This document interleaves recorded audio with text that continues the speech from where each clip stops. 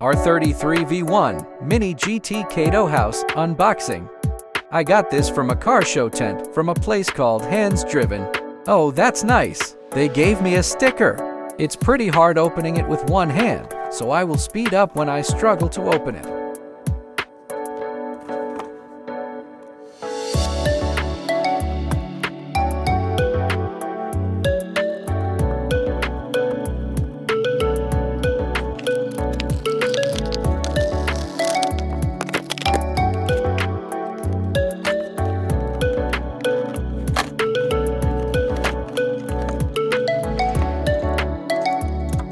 The quality on this is really good, but the price is pretty high.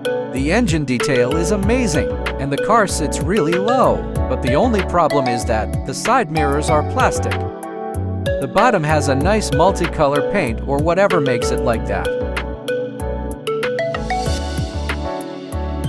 The rear looks like the real thing.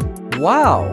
Well, this diecast I would really recommend, but only if you have the money for it, and the link for Hands Driven is in the description.